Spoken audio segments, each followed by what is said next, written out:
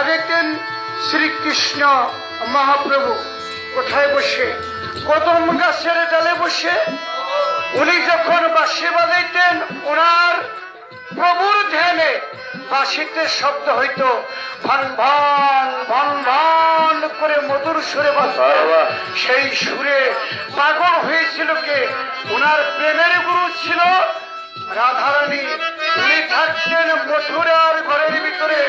যখন বাঁশি বাজত ওই বাঁশি ওনার কানে গেলে উনি উন্মাদ হয়ে কাঁদতে কাঁদতে গড়িতে গড়িতে কৃষ্ণের চরণে এবং পরে যেত। তখন কৃষ্ণ অনুরাগ হয়ে বলতো, রাধা এই নিশিরাত্রে আমার প্রভুর ধ্যানে আমার নামে তোমার আমার প্রভুর নামের বাঁশি আমি বাজাচ্ছি, তুমি এই সুর কেন ভঙ্গ করলা?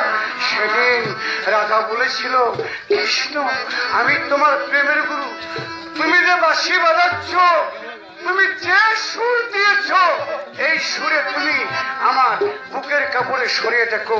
এই যে দেখেন বাঁশির ভিতরে 8টা ছেদা, এখানে 6টা, এই একটা আর এই একটা, এই 8টা ছেদা তার এবং বুকের কাপড়ে সরিয়ে দেখি চোখ করে একটা জায়গা লেগে গেছিল। ওই জায়গা থেকে আমি 1 মিনিট বাঁশি বাজিয়ে শোনাবো। ভাই আমি তো শ্রীকৃষ্ণ না, আমার ওরকম হবে না, শুনে